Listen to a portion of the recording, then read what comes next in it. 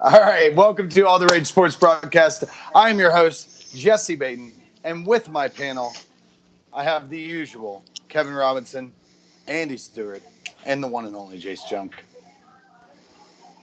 Take three. Yeah, we will try again. Throwing our governments out there and shit. Thank you. So today we're going to talk about the NFC East, the NFC West. We're going to finish our outlooks on the NFC. We're going to do some talk about some recent cuts, some of the veterans that have cut, some big name guys, where they're going to land, all that fun jazz. And when this bud's for you. We're going to take our week. We're going to take our week one picks. We're going to keep track of those and keep them all year long for you guys to know which one of us is a dumbass and which isn't. And we're going to make some bold predictions today. Today, we're going to make our yearly bold prediction on top of our weekly bold prediction. We're going to keep track of all those predictions and recap every week and see who was right and who was horribly wrong. All right. So today, we're going to start off with Andy. Andy, you have the Philadelphia Eagles for us. Let's go. Okay, so I've done some extensive research about the Philadelphia Eagles over the past couple days, and I didn't realize about the running back group, especially. Especially about the running back room. Jace, you Kevin, your small bastard. But I didn't realize it. But the Eagles have 4 Pro Bowl offensive linemen in Lane Johnson, Jason Kelsey, Brandon Brooks, and Jason Peters. Their running back room is also very extensive, with the addition of Jordan Howard and Miles Sanders, whom they drafted this year, and Corey Clements. Oh.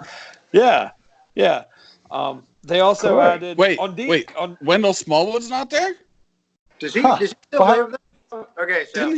I thought he played for Wendell Smallwood. We've tried to record this 3 times, and what happened is, in the first episode that we tried to do, Andy claimed that Wendell Smallwood and Corey Clement still played. I did my research before the freaking big cuts, you bastards.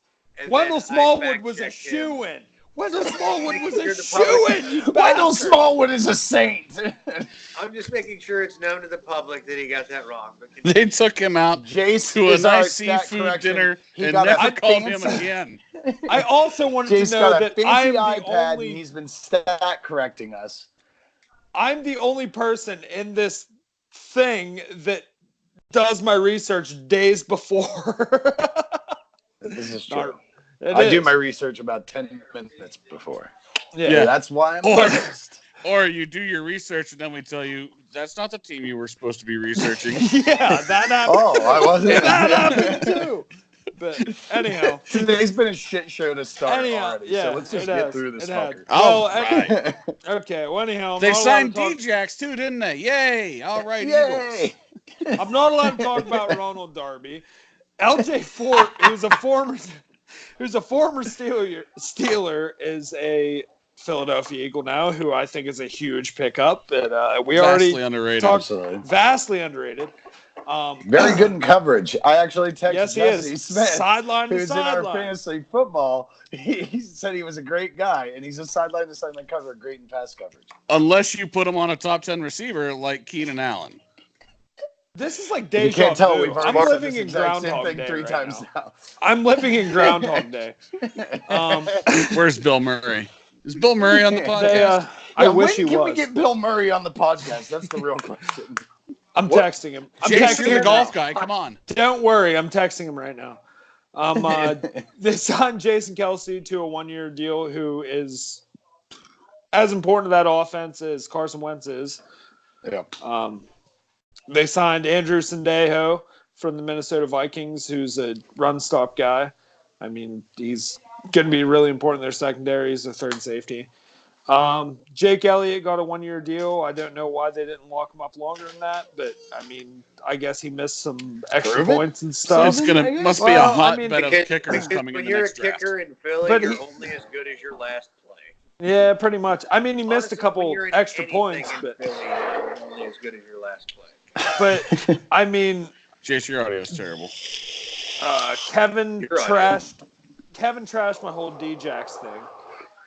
D Jackson is He's 97 years old.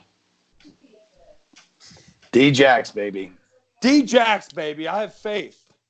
He's still good. He'll bring out a couple of bombs. I mean, I said he's going to catch 1,000 yards receiving on 22 and then you'll see him walk into the on locker room. 4 games started. Can he On still 4 make? games started. Can he still make a cut with that fucking replacement hip that he has? Who cares? Walker I mean, out in front he's of great. That Walker runs a 4.40. Yeah. His knees are probably made of sawdust. Baby. Right Deshaun All right, Jackson out for the rest of the game with a bad wheel bearing in his. D Jackson, 7th round pick, came to the Eagles from the Tampa Bay Buccaneers for a 6th round pick. Brandon Shows Graham, you how much value he had for the Buccaneers. Brandon Graham and their D line. Brandon Graham anchors their D line, who also has Malik Jackson and Fletcher Cox. Their D line is incredible. Sometimes you got to Fletcher your Cox. They picked up Nigel On the Bradham. D line. Okay.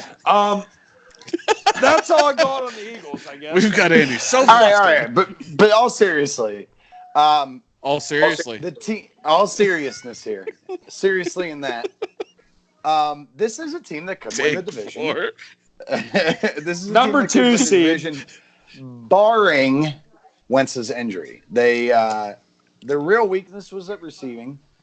They added D-Jax, brought him back to Philly.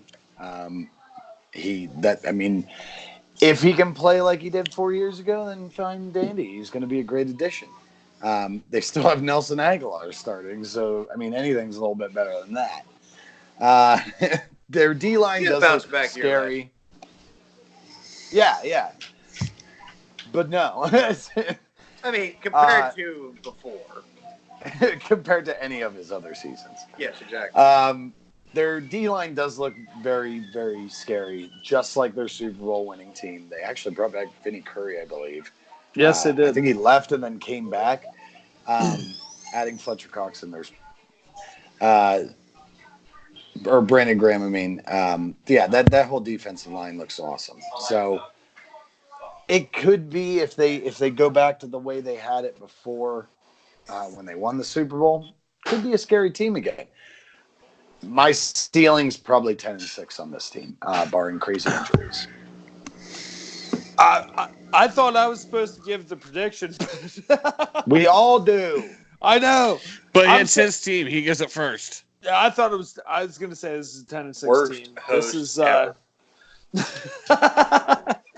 If we wouldn't have recorded it 3 times, we probably would be all right now. We are. But it's definitely a 10-6, 11-5 team. They're definitely. Do you think they'll take the division though? Yeah. You got the Cowboys, Yeah, guys, I do. and Yeah, Redskins. over the I think they're Cowboys, really yeah. the only one to take the division. They will win the division. Zeke signed today, so that's a big boost for the But Cowboys. we'll get to that in a moment. Okay. Now that you ass clowns are done with Get your off me. terrible Get off predictions, this team is at the top, 9-17. Carson Wentz will not stay healthy. That is my prediction. He will not stay injured healthy. Jesse, we did not say barring injury this time, so Kevin got us. Barring an injury. Barring an injury, damn it. Barring right, Wendell Jay, Smallwood. Or barring Wendell Smallwood. Well, no, because his injury was part of my prediction. I was predicting. I'm predicting that Carson Wentz gets hurt. Well, I'm predicting okay. Wendell Smallwood was on this team. All right, Jay. So who's your first to go with here? My first is the Arizona Cardinals, and folks, I'm just going to keep this short and sweet between me and the viewers, all 10 of us here. When you take 12. You ditch Josh Rosen after 1 year, you fire Steve Wilkes after 1 year, basically just go, thanks for coming, here's a check, see you later. They bring in pretty boy Cliff Kingsbury, who once again, the often talked about Sean McVay on this podcast. Him and Sean McVay have the same hairstylist, so the Arizona Cardinals thought it'd be fit. Oh, he knows how to run the air raid, which, by the way, led him to a 35-40 record at Texas Tech, where he never got a team below or above 8 wins. Sorry, and that was with an offense that would routinely put up 500 yards with last year's NFL MVP Patrick Mahomes. But let's give this guy full control of an NFL franchise. Let him try and put the air raid in. His only other receivers, he's got Michael Crabtree, Larry Fitzgerald, Christian Kirk. They did draft Andy Isabella, the kid who ran, I believe he had the fastest time at the combine this year from UMass. Did. But they're trying to run this offense with Kyler Murray, and that is simply not going to work. This team might win 4 games, maybe, if they're lucky. So the big thing I have on them is you always got to look at the offensive line, and their offensive line is horrible. And it's so bad. And I'm sorry, they can put Larry and Crabtree and Kirk and David Johnson and Kyler Hakeem Murray. Butler. That all sounds really He's on good. IR. He is all sounds really good on paper. for 8 weeks. But if you can't protect Murray to let him even make a decision, doesn't matter. I mean, David Johnson, that will be the one bright spot in the offense. I don't even think so. I don't understand why everybody's so high on David Johnson. He had a poop year last year. He had the year before. He's not. No, he had a really good year the year before. The reason he had a really good year the year before was because their offensive line was good. And their offensive line was terrible last year. That's why he had a bad year. If they had a good offensive line, if they had a good offensive line last year, he'd have been doing what he was doing before. I just don't believe that's going to be the thing. They're going to have to work with this offensive line to try it, whether they have to go with a zone blocking scheme like Miami's done in the past when they've had really bad offensive lines and it really worked for them, or what they're going to have to do. But they have to step up on the offensive line. If they do that, you've got David Johnson, who's going to take a lot of pressure off of Kyler Murray, and I would actually put this team at close to 500 if you can do that. If you can get some pressure off of Kyler, let him see the field a little bit better at his really tiny stature, he's going to actually, I think, be successful, but not outstanding. Well, here's what it boils down to in the end. You have David Johnson, who is a good offensive weapon, like you said, when he has a line in front of him. He doesn't. I do think Kyler's running ability will take a little bit of pressure off him in the run game. They won't exactly be able to just everybody, 8 guys in the box, everybody's paying attention to David Johnson because they knew either Carson Palmer or Josh Rosen or whoever the hell they had at quarterback wasn't going to take off and run with it. And you're trying to run, once again, the air raid offense, which is all about deep vertical threats with Larry Fitzgerald and Michael Crabtree, who, not your best deep vertical threats. Michael Crabtree hasn't been the same. He hasn't been the same wide receiver since he tore his Achilles. So. Yeah. Absolutely. And God got his chain ripped off. Coming at the league with a sorry-ass receiver like Michael Crabtree. Thank you so much, Kevin. Once he got his chain ripped off, it was over. Which time? You can't expect Larry Fitzgerald to get past people on deep routes and run the air raid. Kyler Murray behind that shit offensive line is not going to have time to see the field because he's going to be running for his life. And he's also 4 foot. You don't have Patrick Peterson for the first 4 games. That defense is decent, but they're going to be on the field so much it's not going to matter. Yeah, I don't predict very good for these guys. They might reach 5 wins. I was going to say I don't think we've had a team that Kevin hasn't expected them to go 500. Everybody's going 500 this year. First round pick to Kevin. 7-9 team. As far as Kevin goes, Buffalo Bills, Miami Dolphins, the Cincinnati Bengals. Okay. I was good. So, but okay. Go, Jesse. Go before I go. Go before I go. All right, Kevin, your team is. I'm going to start off with the Washington Redskins. Hey, did they pick up Smallwood? Yeah. Actually, I do believe that Wendell Smallwood is now a player for the Washington Redskins, not the Philadelphia Eagles. They also picked up Landon Collins, Eric Flowers, and guard, Who gives player, a shit? Donald Penn. Thank you, Oakland. Also, how old is he? 62 now? Yeah, but he's got to be a big fat guy to push people. Well, You can be a big fat guy and push people for a while. They had to bring him in because Trent Williams is still holding out. Correct. Yes. And they also picked up John Bostic. Now, John Bostic was just in Pittsburgh. He did not work out in the Steelers' defense, but John Bostic was a quality linebacker for a lot of years. I think his main problem in Pittsburgh was more scheme than anything. I think if he gets the right, if he gets the right cover defense, at all. yeah. Well, you try to put Vince Williams, who can't cover, in a linebacking group with John Bostic, who can't cover, it's not going to work out. Yeah. I think if you put him in a group where he's got the right guy alongside of him who can take some of the coverage off of him, he can produce again. They picked up a lot in the way of the draft. They got Dwayne Haskins, of course, was the first pick. Yep. You had Montez Sweat. They picked up a couple wide receivers, running backs, and then offensive linemen. But the biggest story with them right now is Dwayne Haskins. When will he start? Not if, but when. He started out, his first preseason game was absolutely terrible. But then moving on throughout the rest of the preseason, he started to pick it up. You've got Case Keenum in front of him. Now, Case Keenum is a serviceable quarterback. Case Keenum's kind of becoming like the next generation of Ryan Fitzpatrick. Yeah. Essentially. Yeah, he's a serviceable quarterback. Except I mean, they won a lot of games in Minnesota. They won a lot of games in Minnesota, but not because of Case Keenum being an absolute beast or anything like that. He just was a good, serviceable quarterback. Good. He was above average. He was that year. He deserved the money he got because he Josh was an above McCown. average quarterback. He was. They also have Colt McCoy quarterback coming that back year. at some point. You know, Well, Colt So McCoy. we always They're have good to go. Colt McCoy. Colt McCoy. But I think Haskins will be starting sometime about the middle of the season. He's definitely shown talent on throwing a deep ball. I think he just needs to round. The ideal situation would be as if Case Keenum plays well enough that he doesn't get in this year. Right. Give him another year polishing his skills where he can sit on the bench. But I don't think that'll happen because I don't think they're going to be that good. I think he'll end up starting pretty early. They have Darius Geis. They just added, along with, or not just added, but that they have, along with the good old running back Adrian Peterson, not Frank Gore.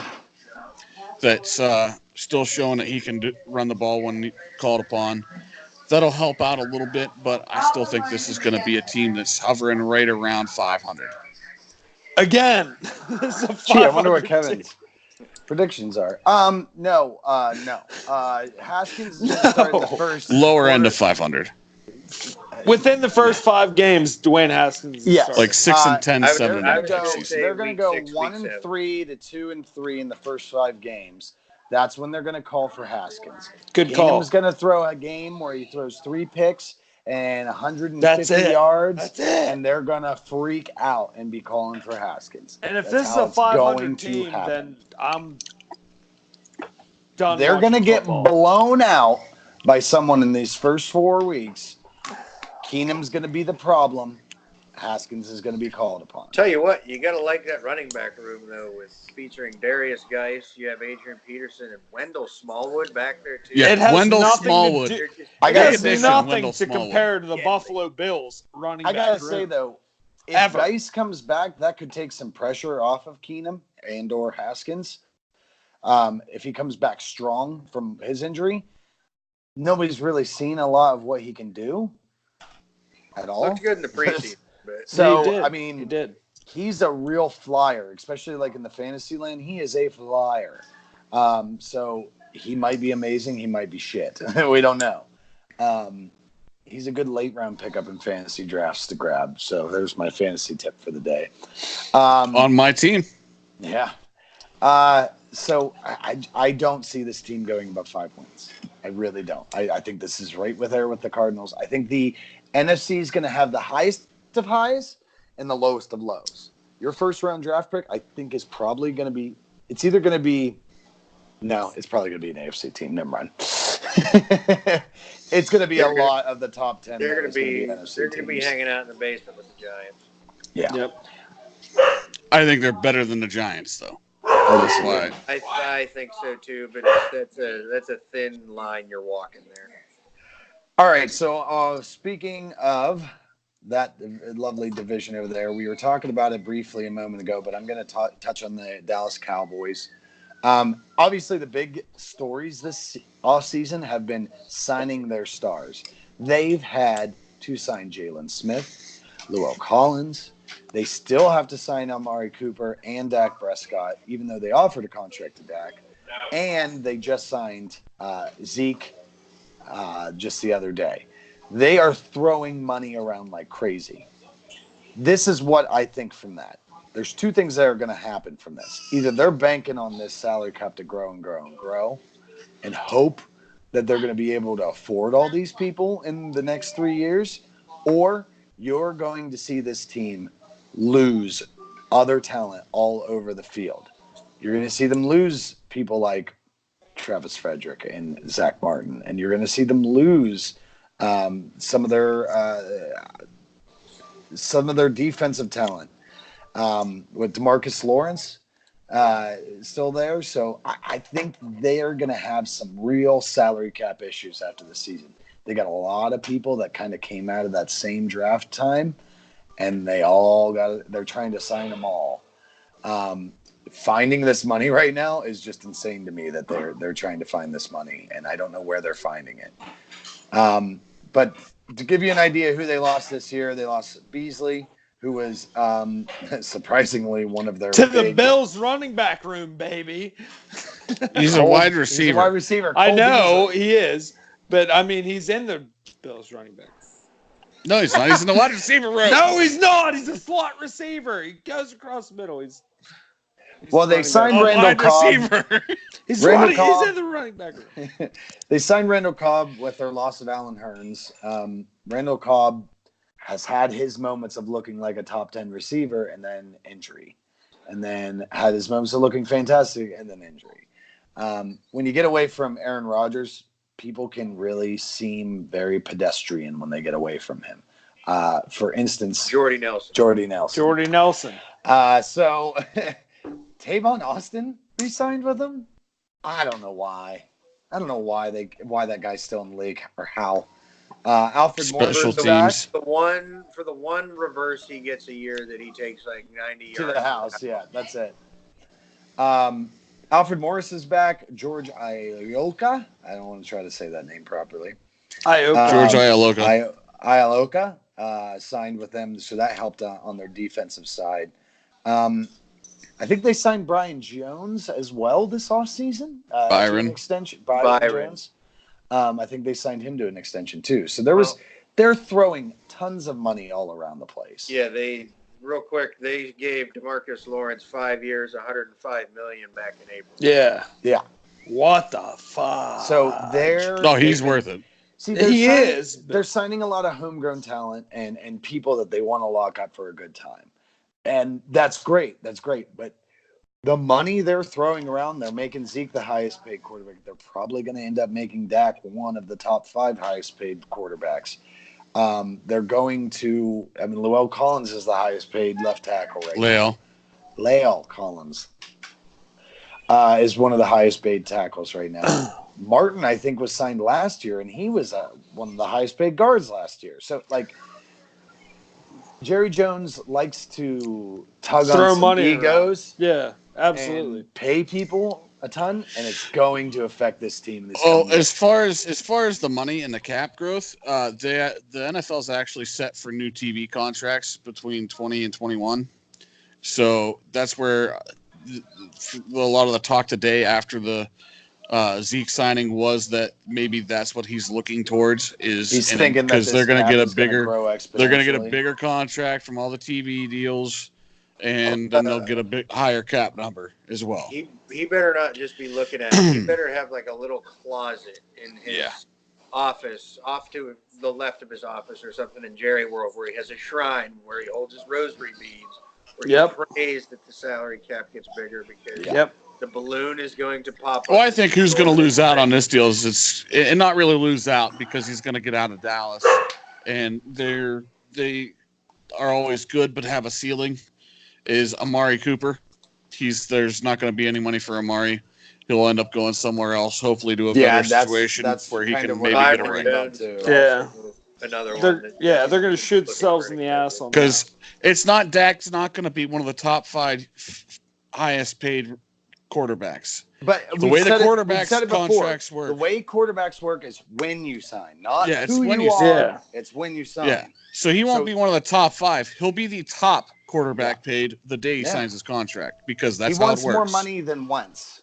If they're smart. Yeah. I Oh don't no, think he No. wants. Keep him I don't Murray, think he get deserves rid he of it. doesn't Dak. want more money. Don't He pay doesn't him want that more thing. money than Wentz. Jared Goff just signed a contract bigger than Wentz's. He wants more money than Goff now. Yeah.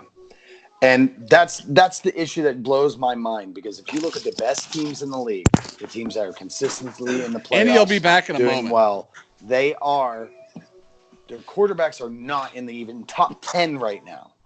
They don't have a running back that's in the top 10. They know how to disperse their money well and work the salary cap. And the Patriots, number one, if they think somebody is wanting way more money than they're worth, see ya. And you know what? Yeah, they're Bill Belichick gone, and then replaces 2 them. years later, they come back to the Patriots Yep, for for the cheap. lesser Yeah. for the Way lesser less deal, money. like And- Jamie and- Collins. And that's why Tom Brady has never been one of the highest paid quarterbacks. And I don't want to hear about the whole, Giselle makes a ton of money. But that's besides the point. He fucking takes smaller paychecks because he knows it helps the team. And he doesn't give a shit. Well, the because he won TB12 6 Super system Bowls. has its own little shop inside of the Yeah, Gillette it Stadium. does. It does. He's getting money on the back end from Kraft He's somewhere. getting money all over the place. Whether he's Back end, getting but it doesn't ownership matter. points that he's going to be cashing in when he retires or The what. TB12 Academy is a Ponzi scheme, and he's like, it's fraud. He's Probably. making money off it. The Right. TB12 method is this is where we hide the prostitutes that Kraft has sex with. This is where we launder the money. So I think what you're going to see is now that they re-signed Jalen Smith, I think you're going to see Van Der Esch run into issues in the coming years. Now he was a rookie last year, so Yeah, he's got they've got years. 5 years. They on got that, they got so. some time with that one. I mean, That's, I just don't which think 5 they years can now bring means anybody 4, in and then you've got to get and the help this extension. team in the future with all this spending. No, they've If got they can themselves. handle it- This is their team. Yeah, this is Oh, going to no. be it for them. And I just don't. See I got a this free team- runner. I just don't see this team as one of those things they're a Super Bowl caliber. I think they're a good team. I think they're going to make the playoffs. I think the most they're looking for is a 4 seed, but I just don't see them being a go to the Super Bowl type of team. I don't think you can with Dak. I'm sorry. I think they need to draft somebody this year and get away from Dak. Dak is going to be Will a they do it, serviceable though? guy. No, Will they do it? no, absolutely not. They're I'm going to not pay saying they're Dak. going to do it. I think that's what they should do. Say hi to the I- people, Marshall. I think that's hi Marshall.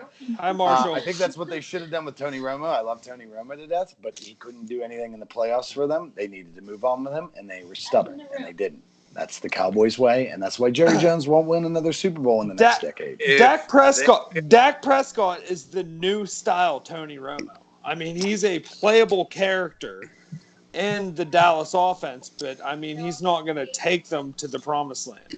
I mean, No. he's The difference here is Tony Romo was a really good quarterback that didn't have the rest of the pieces around him. That's Dak That's is a right. quarterback that has all the pieces around him and isn't a good enough quarterback. They didn't have a defense with Romo. well, that's exactly it. I mean, Tony Romo They have a had defense some pieces.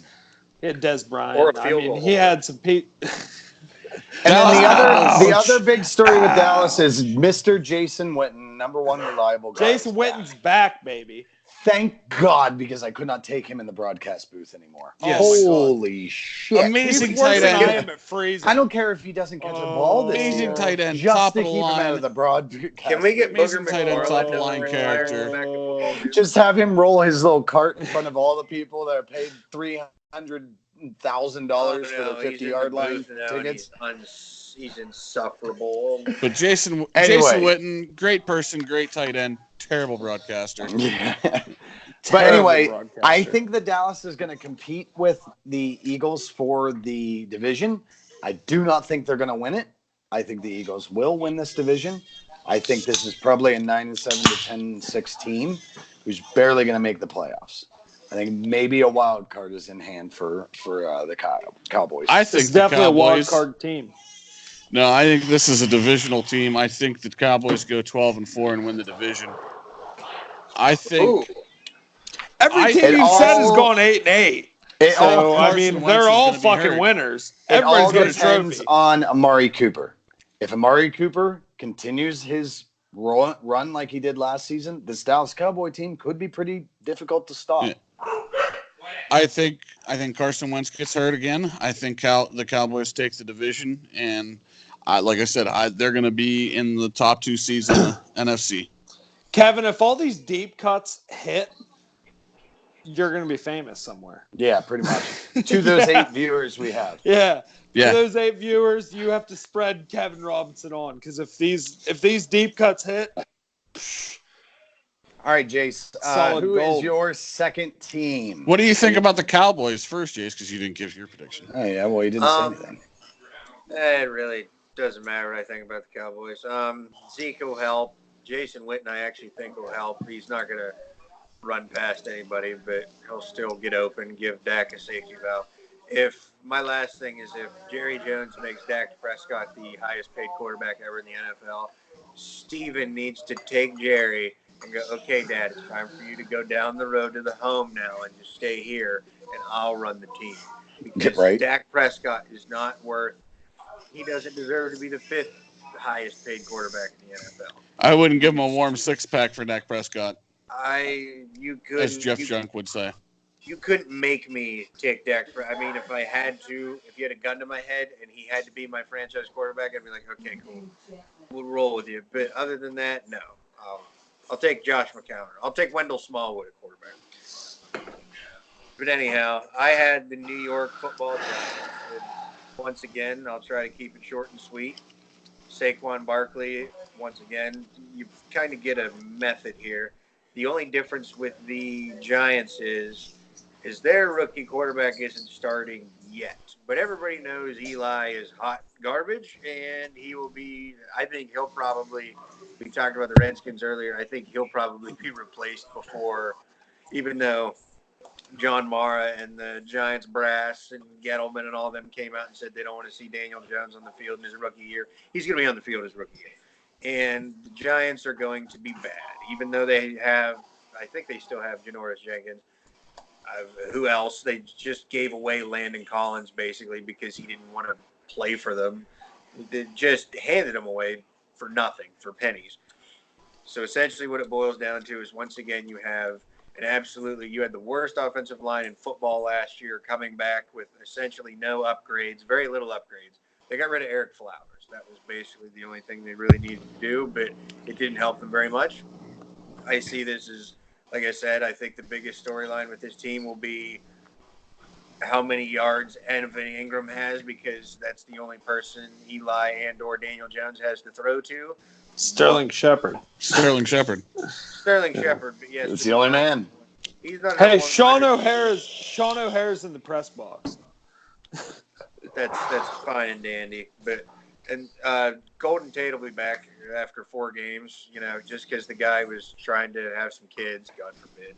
Yeah, that's absolutely absurd to me that Yeah. they take like fertility drugs, cause a suspension. Like, get off your fucking high horse, Goodell. I Like, don't know. is it a scientist. testosterone Obviously, supplement? Is that kind of obviously why? has to? It is, but With I a mean, lot of this the is- PED suspensions, it's not that they're actually taking a PED. It's that something in the drug they took is a masking agent that would mask, like cover up for a PED. That's what a lot of these suspensions actually are. It's not that they actually took a PED. It's that they took something that has what would be considered a masking agent. So Or it's if not so you're, much the Richard actual Sherman, you drug. took meth. It's the ingredients. You've got to He look took down Adderall. the list of the ingredients Adderall's on meth. If you take a Tylenol, you got to check the ingredients label to make sure there's nothing in that Tylenol that would conflict with the freaking Adderall is PED meth. screen. It's true. Have you ever watched Adam Ruins Everything? It's the same molecular compound. Is it Adderall's really? like meth for children. How hard was it for you to Sweet. pronounce the words Or stupid molecular teenagers. compound without, mispronouncing it? But anyhow, like I said, this biggest storyline with this team is what week Daniel Jones will be starting at quarterback. I give it maybe week 4, week 5 tops. And this Good call. Good call. They will be once again fighting for the number 1 overall pick with the Miami Dolphins this year. No, I don't think maybe Daniel 3 Jones starts till mid to late season in this, and here's why. Out of Everybody has respect? way too Out of much respect? love and faith in Eli Manning. That's it. What's going to happen is there's going to be a big slide. They're going to be average. And also they know that the team is so bad that they actually, now that I think about it logically, he probably won't start until later in the season because there's nothing to play for. But like I said, it's still a matter of you're going to see that classic Eli face where he throws a pick or he's getting hammered while he's getting sacked. And like that. And then they're immediately after that, they're going to cut the camera to Daniel Jones and they're going to start about blah, blah, blah, overall pick from Duke. When are we going to see him on the field? We got to wait till the new latest Eli Manning meme to come out. Yeah, the latest, just completely out of it. This team runs through Saquon Barkley. Yeah, obviously, absolutely. Saquon Barkley was a beast last year. If he can be a beast again and take that pressure off Eli, I don't know that Daniel Jones is going to start this year. I think that Daniel Jones will, but I think it's going to be mid-season. They're going to look like they have some playoff hopes. They're going to be like 4-3 or something, and then they're going to have a skid, and they're going to drop 4 games in a row, and that's when everybody's going to call for Daniel Jones, and it's going to be, hey, we don't have a future in Eli Manning anymore. I was going to say, he's gone after this season. I haven't looked at their strength of schedule or anything. I don't know where they set it all. But, I mean, this team has had faith in Eli Manning for so long that, I mean, it's hard to give it up. I mean, whenever Ben's done, I mean, it's going to be hard for us to give it up. I mean, it's going to be hard for me to root for Mason Rudolph. Yeah, it is. I mean, it's not me. It will be for me, man. It will. I have literally not really watched football I said this the other day. We were talking about the Browns and how they have not won a division in 30 years. I am 31 years old. I have not known any football where the Steelers have not beaten up on the Browns. I haven't. And I didn't really start watching football diligent, like hardcore, until Ben was drafted. And so I don't even I remember Tommy Maddox. That's about it. So when he leaves. Cordell Stewart? I remember Cordell Stewart, but I don't remember vividly watching games with my dad. Mike Tomczak. I remember watching every game when Ben. I remember watching Slash run around. I didn't care about watching football back then, and then I went on a crazy rampage. And I remember Neil O'Donnell. Yeah. Neil O'Donnell, baby, yeah. Mike Tomczak. But anyway, another investment Jerry Jones made. Eli's that same type of person to people in New York. Same draft. Yeah, the crazy shit that happened in his draft. They have so much respect for him. Ever again, he has beaten the fucking Patriots twice, to win him them Super Bowls. They are going to stick by his side no matter how bad he is. And I just don't see Daniel Jones starting till very late when they're out of playoff contention. I have a different opinion. I would like to add one last thing real quick. They did draft Will Hernandez, who is a high draft pick, second-round pick at guard. Is he related to Aaron? UTEP, baby. Yeah. UTEP. Yeah, Texas El Paso. And I did forget, they did get Kevin Zeitler, and they signed Mike Remmers. But this is still going to be a bad offensive line, and Eli is a bad quarterback. I think this is going to be a bad team, but I think this team's going to surprise you more than you would think. Kevin thinks they're going 500. They made Nate Solder the highest paid offensive lineman in NFL history, I think, last season. Until La'el Collins. La'el Collins. La'el. I don't care. Until Collins. Yeah, until La'el Collins. I said last year. I know. And his only noteworthy piece of film last year was Khalil Mack one-arming him to the ground. Well, that's my once-a-week mention of Khalil Mack. I miss you. Please come back. I love. Hello. It's me. You're looking for. He has a restraining order against me now, so I'm not actually able to call him. Jace keeps So- tweeting him too many times. Yeah. Please don't. I'm running Twice out of a week. emails and Twice a burner week for, emails and burner a Twitter. year, man. All right. Well, So what else this- is your?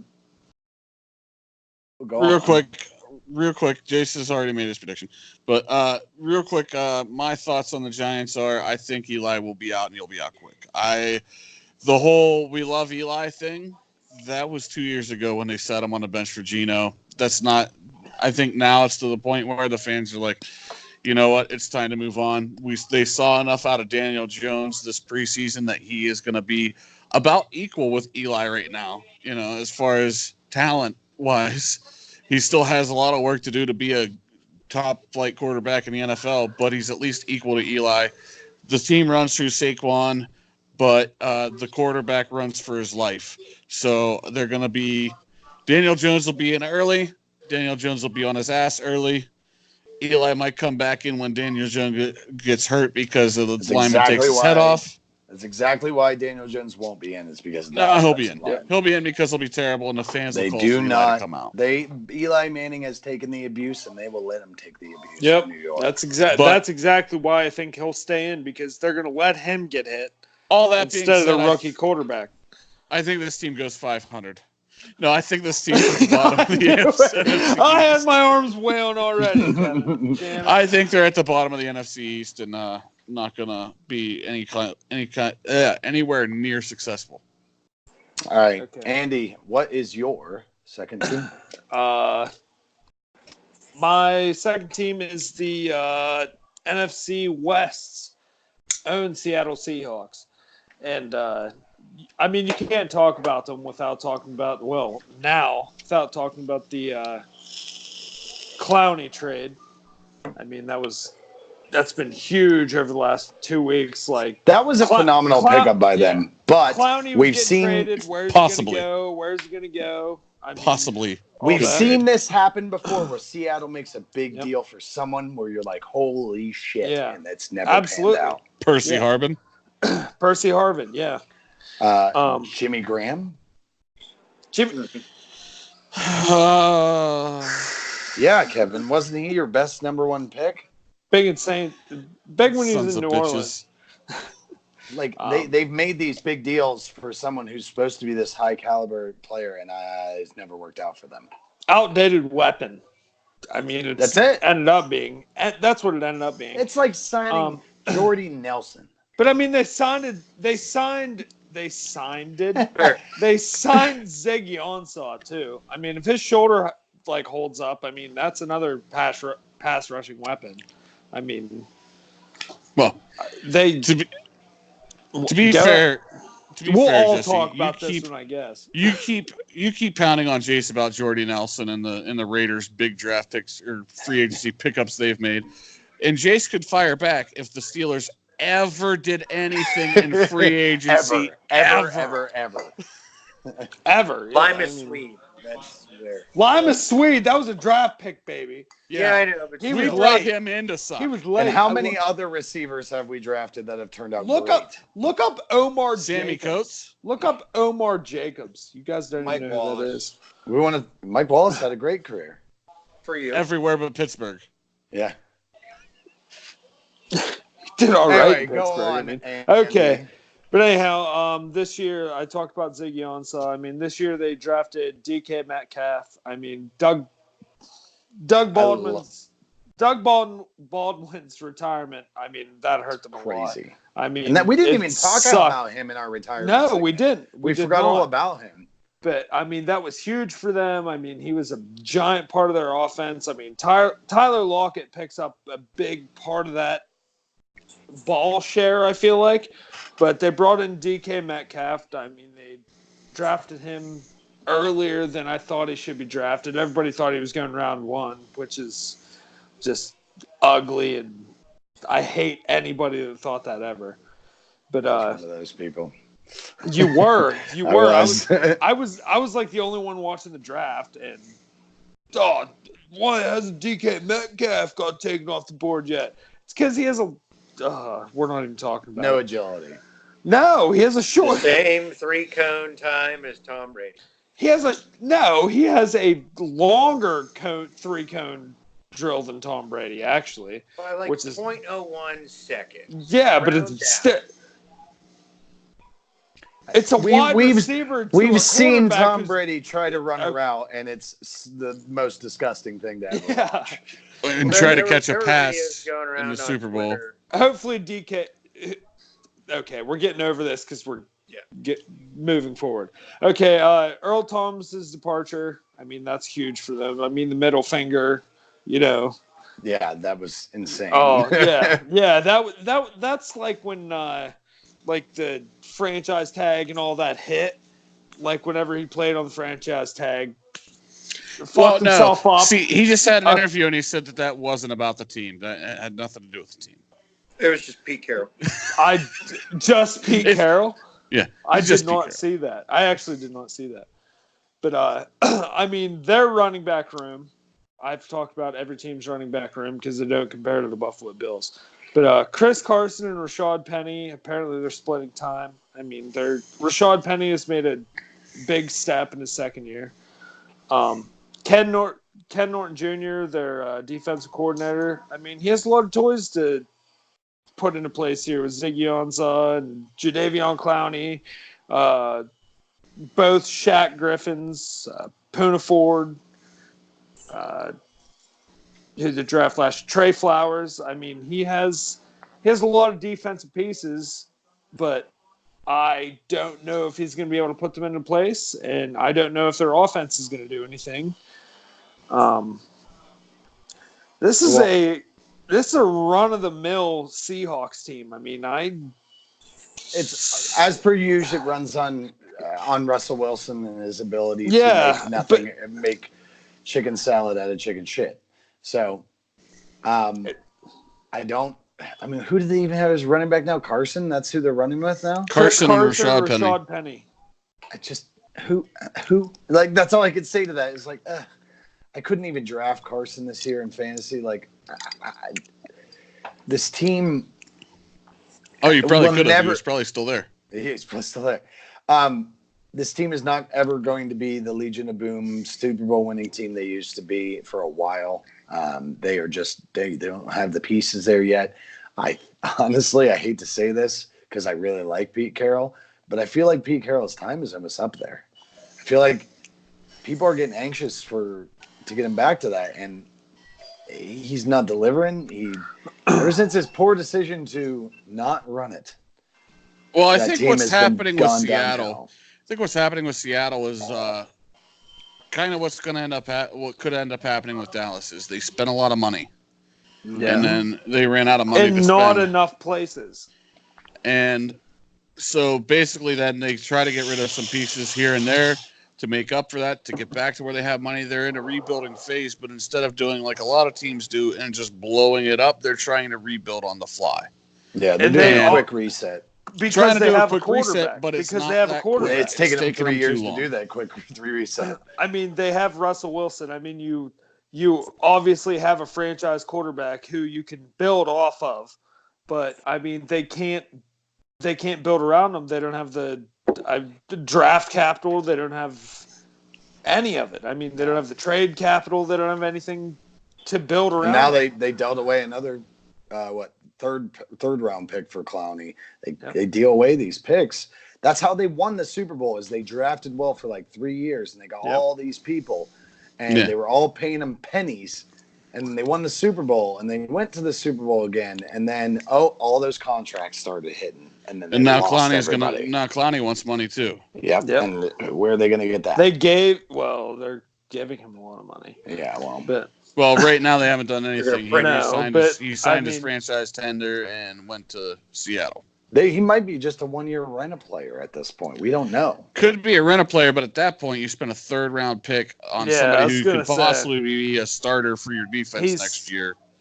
He has to for a guy who's might not be there next year. Well, for a third-round pick, it's a hell of a rent-a-player. Yeah, that's what I was saying. Well, but that's the thing. Is he really close enough to a prolific playoff run to really worry about going out and getting one extra piece for a year. I'm giving him very, a- I am like, very down on Jadeveon Clowney Me compared too. to a lot of people. Everybody because still loves that Jadeveon fucking Clowney, video of him blowing up yeah, the running back. one play in college, and this guy was the first overall pick. Then he goes and he's been the second best player on the defensive line for a team. And well, not even that. I'd even put I'd put Merciless in front above of him. him. Yeah, Merciless. Yeah. So he's been the third best player on a defense, and he's winning top flight money. I don't think so. I don't think Khalil he's. Mack money. I don't think he's good enough for what he wants, and I don't think he's really a game changer. They talk about him constantly about how he takes plays off when he's tired, and he just doesn't have a go get him attitude, like a JJ Watt high motor, let's fucking go kind of attitude. He's not like that, and he's never lived up to that potential. He's not the guy that's going to come out there with a robo arm. And Mario Williams. I mean, he makes plays, but I mean, it's like Texan end, but every other play. It's every other that play. kind of thing. He does good, but he's not great. Yeah. What's your prediction, Andy? This is an 8-8 team. I feel like. I mean, they're going 500. Yeah, they're good. Yeah, this is a Kevin Robinson 500 team. But I mean, when I start editing video and putting graphics up, I'm gonna pop that up. Kevin Robinson 500 team. But I mean, I feel like they could go 11-5, or they could go 5-11, or 5-11. I mean, They're depends. Gonna push for a playoff run. They're gonna go 9-6. They're gonna fail at the end. They're gonna lose like the last 2 weeks of the 9-7. Sorry, 9-7. Yeah. They're gonna lose like the last 2 weeks of the year and be knocked out of playoff contention. It's how the Seahawks do things. Yeah, I think they're going to be just on the outside looking in. This is like one of those 7th or 8th seed. This is one of those 6-10 to 10-6. Could go either way. That's exactly what the Seahawks are this year. I don't see him going above 9 games. I don't either. Right around that point.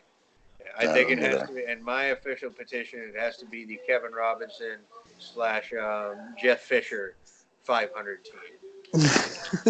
See, that's the funny. Kevin always picks 500. I'm the one who's had the most bold predictions out of anybody in this whole fucking group. Yeah, but Fuck you all. Yeah, because bold you predicted predictions that are mathematically complete It's pretty bold shit. when you win exactly half of their games, and then one team's going to blow everybody up. I was gonna say, when you pick every team to go 500, that's not a bold prediction. It's not bold.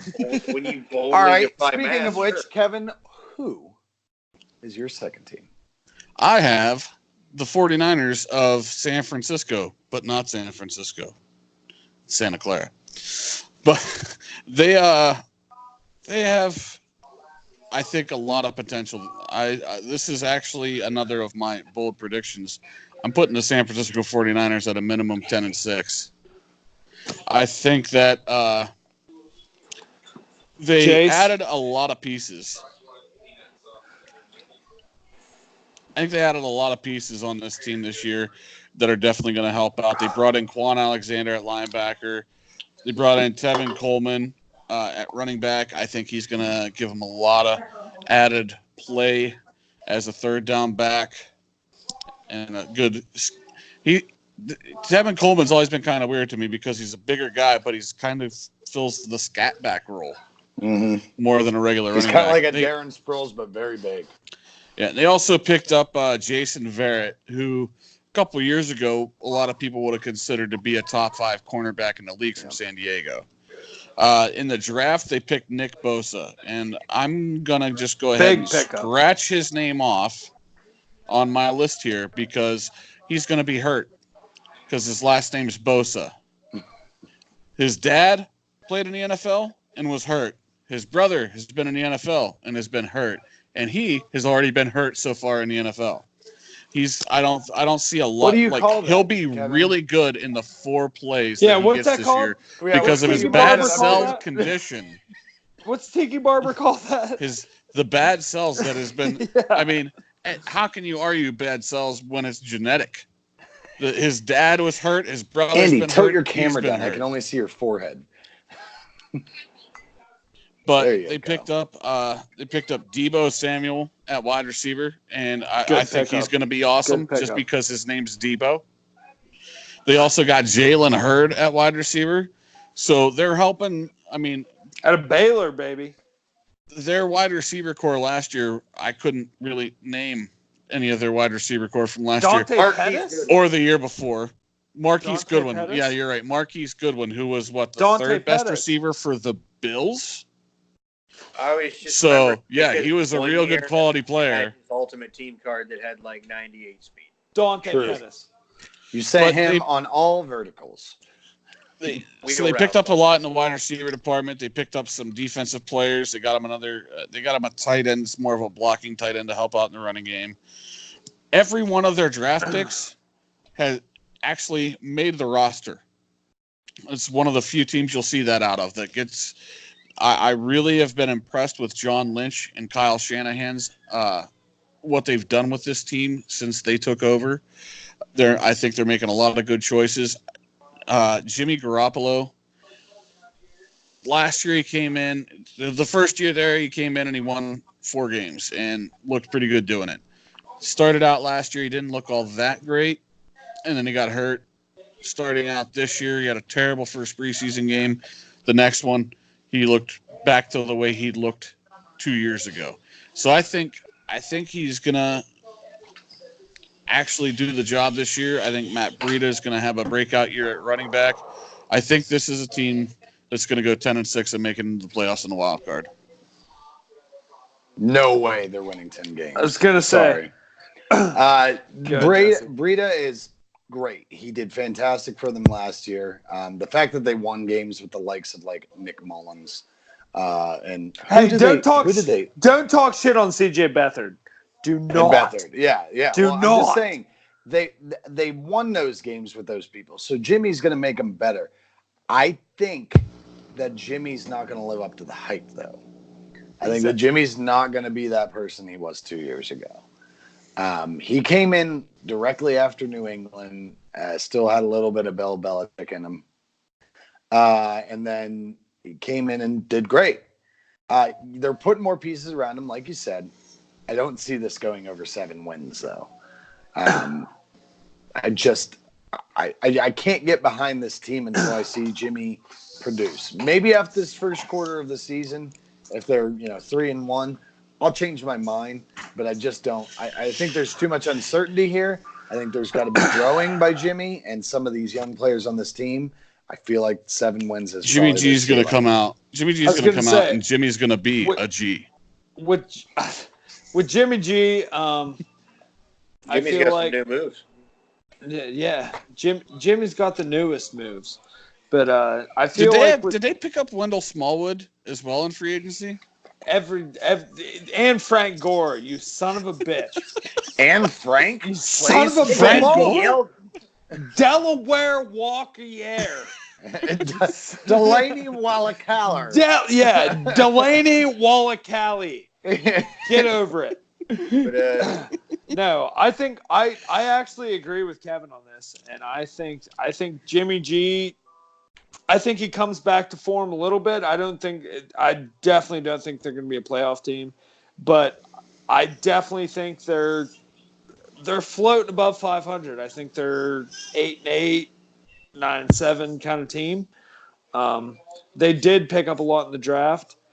And like he said, all of their draft picks signed to their 53-man roster, which is very rare. But that just to me tells me that they're in need of depth everywhere, and that makes me wonder about this team. But every team's going to face injuries, and I don't think this team can survive injuries. Not at quarterback. What's up, Jace? You want to say something? I see you. No, I'm just waiting on everybody else. Now, this team, for my honest opinion, I think you wanted a mortal lock this year to go 6-10. This is your team. I think Jimmy G comes back. I think he has a decent year to start. I think he starts out hot, but I think he needs another year. A lot of young receivers, a lot of young pieces, a lot of new faces coming in on the offensive line and elsewhere on the offense and defense. 6-10 is where they're at. Also, one quick too, they picked up Jordan Matthews in free agency, and then he was cut. So Jordan Matthews was Yeah, we'll one get of to the that. top Eagles, wide baby. receivers for the Eagles Eagles, just a baby. few short years ago, and he has fallen very far. But it also From shows you, grace. too, that they have a lot of faith in the depth that they have at wide receiver now. Yep. All right, so we're going to move on to the final team here, and that's the Rams, our reigning Super Bowl losers. They had a pretty I want to say they bought a team for a year. I honestly do. That's how it felt last year. They spent a lot of money on 1 year, 2 year contracts. Some people brought in a crazy team. They did great. They have Aaron Donald. Aaron Donald could be the first person that wins 3 Defensive Player of the Year awards in a row. Aaron Donald is probably the greatest defensive talent out there since Lawrence Taylor. He is disruptive on every aspect of the game. He is crazy good. But they did lose some people on defense. They lost Ndamukong Suh, his lovely partner. They lost Mark Barron to the Steelers, who was an average middle linebacker, but he served his purpose in coverage. And then they lost LaMarcus Joyner to Oakland. Let's see who else they lost. Dominic Easley, Sam Shields. So some of their defenses left. Now, they did gain some back. They gained back the wily veteran in Clay Matthews. They signed Eric Weddle, good old Father Time.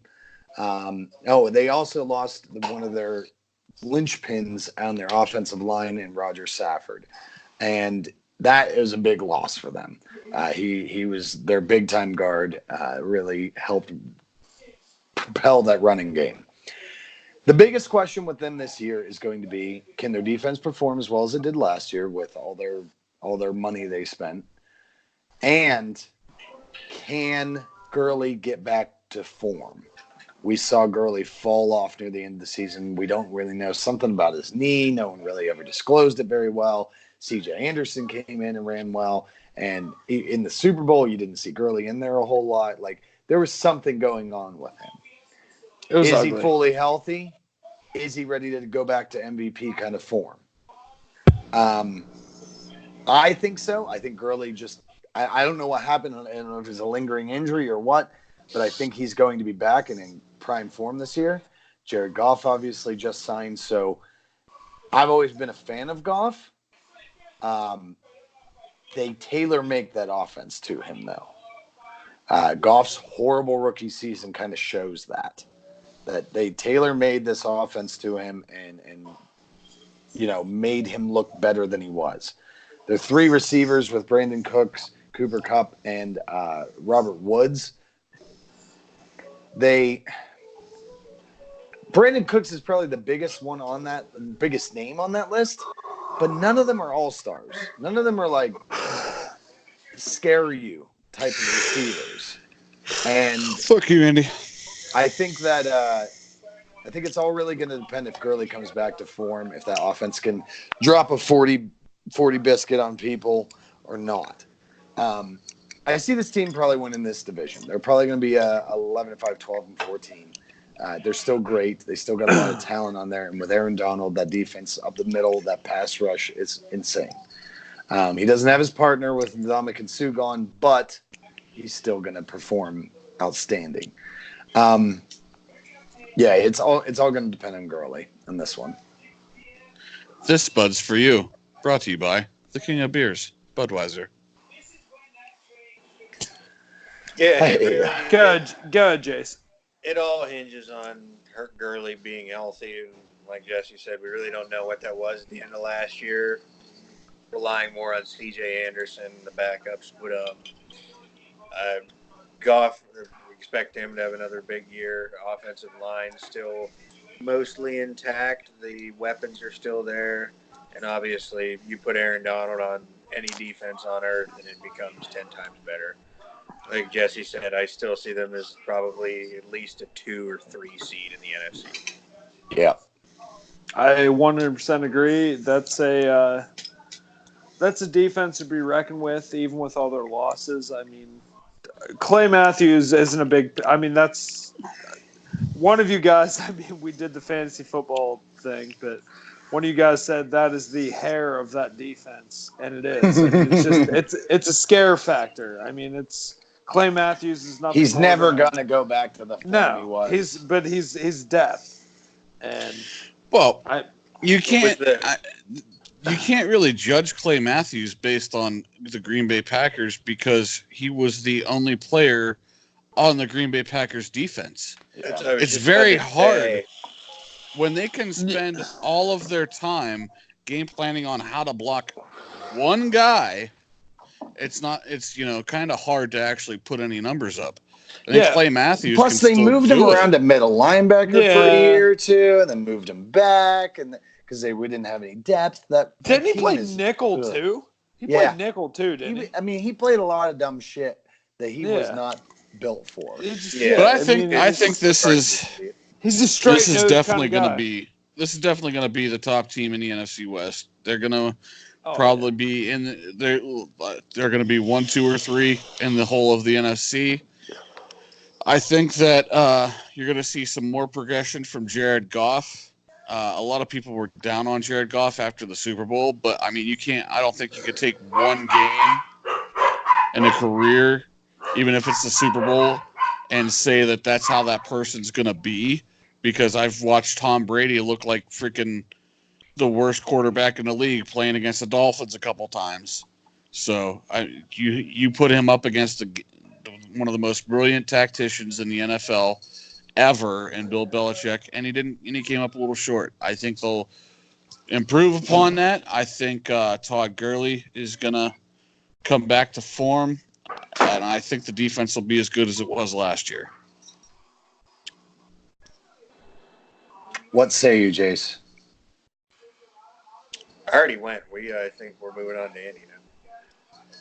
I think that's it, actually, because that was Jesse's last I one. was gonna say, We talked about predictions. Well, that was our full outlook of AFC and NFC. Now we split it up between the 3 weeks. If we had another week, we would have split it up a little more. Why not? So we're going to move on to some cuts. So the cuts happened on Saturday. Some big name guys dropped. Some people have already signed. Who are we looking at?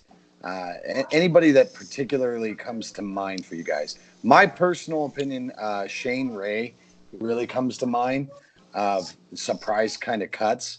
I don't see like him staying on the market long, but I could be wrong on that. What do you guys think? I think with an injury, he could be brought in pretty quick. He's a guy who never was outstanding by any means, but he was always like a decent player. He was involved. He was around the ball. He didn't wow you with interceptions, sacks, nothing like that, but he was there. He's a plug-and-play kind of guy. Another stellar first-round pick by John Elway. Didn't he have a weed issue when he came out? Well, yeah, but Don't they all have a weed issue? Very good point. Stay off the weed. Oh, I've wanted to hear that this entire podcast. I wanted to hear Jace Junk say, stay off the weed. The Stephen A. And I finally got to hear it. But no, I think Shane Ray, I think he's... But there's a lot... Go on. Sorry, you cut out, so I thought you were done. No, you're good. I think Shane Ray, I think he needs to be in a fast-paced offense. Like, I mean, maybe... defense, you mean? Or defense, yeah. I think he needs to be, like, something fast-paced, something that counters what he's been in. I mean, All right, we don't have to stop talk just about Shane Ray though. Like, you guys got anybody else out there? I got a few more I could add into this list. Brent Marshall was pretty surprising. LaShawn Oakland, McCoy. Yeah, LaShawn. I got a short list here. Michael Floyd from Baltimore at wide receiver. He was one of their top receivers last year and was cut. So he's somebody I could see getting picked up by another team that gets some injuries. You go to the Bills, Shady being cut, then signed by the Chiefs. I think that's a good addition for the Chiefs. not really hurting the Bills because the problem I think with Buffalo was they leaned on him too much. I think in Kansas City he won't be relied on as much, so it'll probably help them on both ends. They also got rid of Captain Munnerlyn. He was on the Bills for a short period of time, so the captain is in free agency again. Baby. He's out there. And also one of my favorite players in the NFL, Sam Achu, was released by the Bills. So the Panthers, Cameron Artis-Payne has been pretty much a fixture in their backfield for quite a few years. He was let go. He's a good role player that will find a home somewhere else. One of the Colquitt brothers, I can't remember which one it is, gone from the Browns. Britain. Gone from the Browns. They released Braxton Miller at wide receiver. He's been trying to make it in the league as a wide receiver after being a quarterback, and I think that was pretty much his last shot. Sheehy Giuseppe did not make the Browns' final roster. He was a good story coming into training camp, the guy that made it off of lying his way into a practice. The Broncos, Jesse, I know this will hurt you deeply. They cut Shamarko Thomas. I saw that. That's upsetting. And Su'a Cravens. But I want to say this: the Chargers cut Cardell Jones. Yeah. How about Josh Doxson? Josh Doxson from the Redskins. Yeah, that was that's crazy. That was crazy that they That's he's a first round pick. I mean, that's Laquan Treadwell from the Vikings. I mean, he's a first round pick too. They gave up on him. There's a lot of people in this cuts that I saw that we knew their names. I felt like last year was more dramatic. Yeah, this is with some of the people. There's not as many dramatic people this year. Like Luke Wilson. Like, I'm surprised he didn't make a team, but he got cut by the Raiders. Brandon Marshall, like you mentioned. And actually, I'll correct myself because I did say George Iocca was on the Cowboys, but it looks like he actually was cut. Yeah. By I was going to say he's not going myself again. He's getting pretty up there in age. I think he's probably close to the end. Eagles got rid of Eli Harold, who was a first-round draft pick out of Virginia, I believe, and Orlando Scandrick. Like, there's people there. None of it is like crazy. Oh, and Stefan Wisniewski got cut. Steven Wisniewski. Wisniewski. Excuse me. Got cut by the Eagles there, and he was like one of your savior centers back in the day for the Raiders. So, like, yeah, his old man I believe his dad's a Hall of Famer. I can't either that or he was a multiple-time Pro Bowler. I think about the other two. The other two I saw that kind of caught my eye were DeShone Kizer. He was a high pick for the Browns at quarterback. Of course, another quarterback the Browns ruined. And speaking of ruined Browns quarterbacks and Raiders and every other team, Terrell Pryor. Yeah, Terrell Pryor. I think this is probably the end of his run at trying to be a wide receiver in the league. I honestly think he's probably a done. lot of these people we're naming, this is their last time they play football. Yeah, I don't see a lot of these people being picked up. There's gonna be some that get picked up on injuries and whatnot. Really? A lot of these probably people, on my list, one of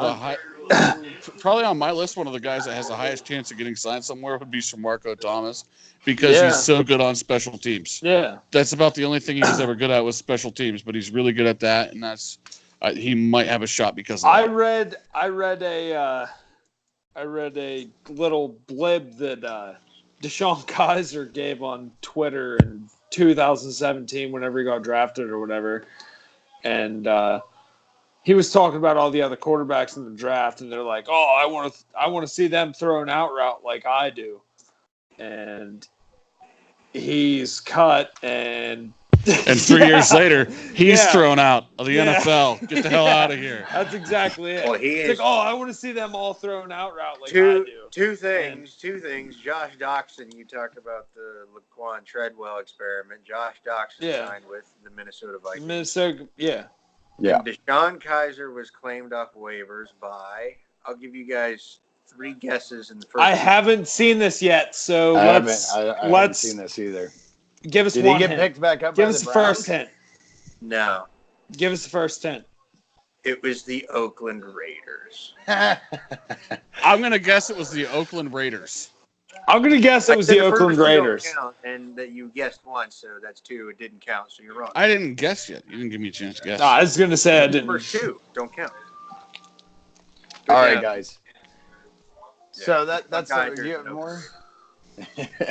So that's some of the cuts and veterans that are out there. Like I said, it doesn't seem like there's a crazy amount of big named guys out there this year compared to the last year who had like Des Bryant and everybody in there.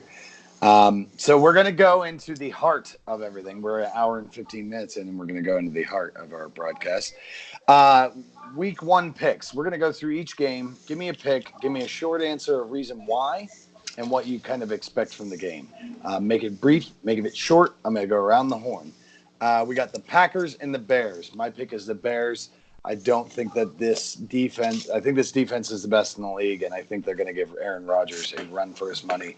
Khalil Mack gets 3 sacks in this game. Yeah, Jace. Aaron Rodgers runs for his life for 4 quarters.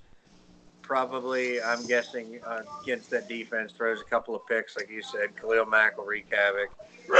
Bears win easy. Kevin, who do you got? Chicago. All the aforementioned reasons. And Andy, who's your pick?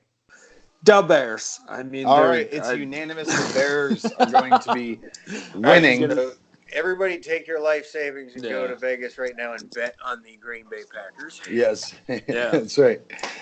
So unanimous decision. Everybody picks the Bears.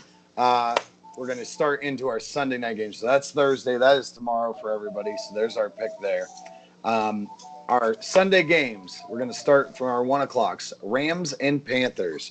I got to go with the Rams. I think that defense is just too good, and I don't believe in the Panthers. I never will believe in the Panthers, and I just don't.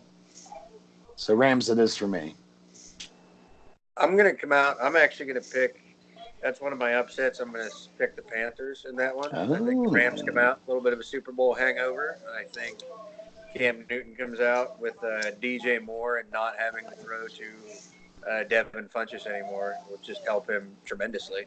Or Kelvin Benjamin, quite frankly. But no, Panthers are always one of those teams that come out and start hot and then falter a little bit. Fail off. Season. So, yeah, I'll take the upset. I'll pick the Panthers. All right, Kevin, what's your pick? The Rams.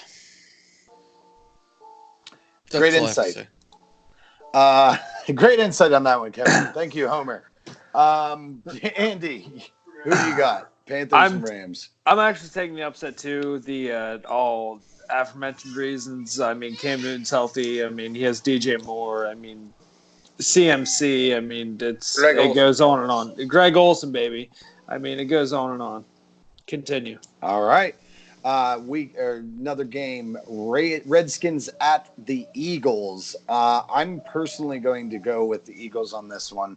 I like Case Keenum. I love the guy. You just feel for him. You want to root for him.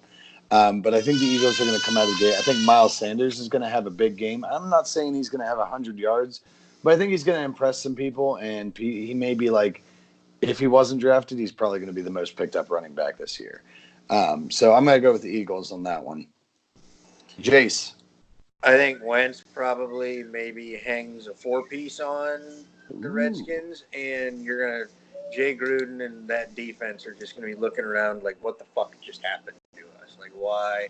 I think the Eagles' offense is going to be one of the best in the league this year, and I think, especially like Andy came out and said, with that 4 Pro Bowler offensive line, they're going to come out and show it in the first game. Eagles win easy.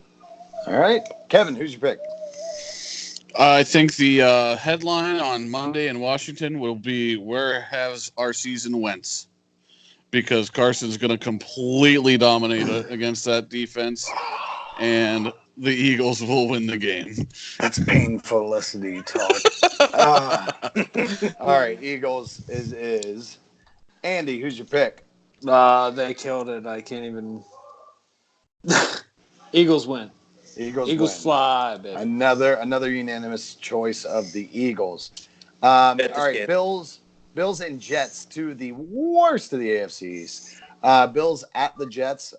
I personally believe in Josh Allen. I like it. I kind of like Josh Allen. I think Frank Gore puts up 100 yards out of nowhere. No one will believe it, but I think he could. Out of the second running back slot? Okay. Yeah, I think so.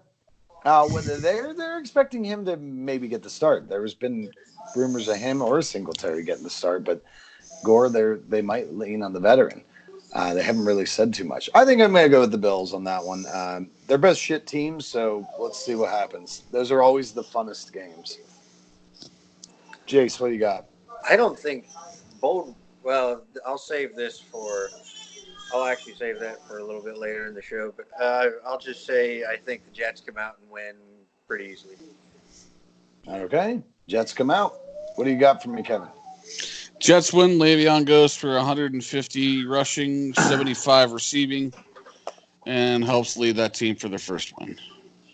I think that's a little bit steep, but okay. Jets. Andy, what do you got? I'm saying actually that Bills win. Josh Allen passes. That goddamn running back room. Yeah, goddamn. How could you pick Josh again?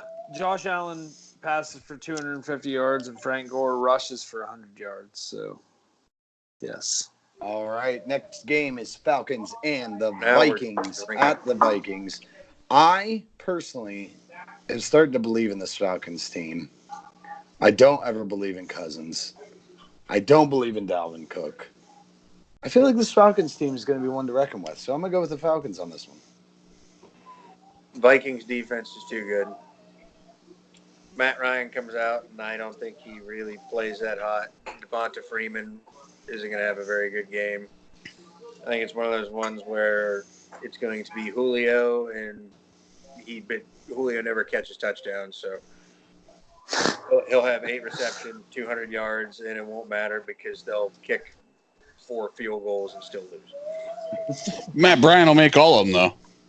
It is Sure. true. Matt Bryant's back. Yeah. What do you got for me, Kevin? Minnesota, the defense is going to dominate the Falcons. I think Matt Ryan's going to slowly progress into retirement. Andy? That's definitely a Vikings win there. I mean, this may be the only like capital game Kirk Cousins has, but he has it against the Falcons. I am Week the one. lone man with the Falcons on this one. Get over it. All right, Ravens, Dolphins. You're all going to laugh at me, but I'm going with the Dolphins on this one. Reason being, home team. I think that the Ravens are going to run nothing. I don't think Lamar Jackson can pass for more than 100 yards. I do not believe in Lamar Jackson. And I believe that this Dolphins team is going to be better than we think. I don't think they're going to be good, but I think they're going to be better than we think. So I'm going to go with the Dolphins on this one. Yeah, you can't really bet against a team that has Ryan Fitzpatrick starting for them. I like Fitzmagic, man. In the first 4 weeks of the year, like, we've circled the wagons. Like, we thought the Buccaneers were going to, I mean, they went 4-0 last year. Hottest team in the league, and then fell off. No one circles the wagons like the Miami Dolphins. Circles. Well, I was talking about when he had that run with the Buffalo Bills. I think I was in high school. That's how many teams he's bounced around to. That was like 2012. But no, long story short, I think rookie-ish quarterback in Lamar Jackson. Home game against Ryan Fitzpatrick. You can't take the Ravens. Dolphins win.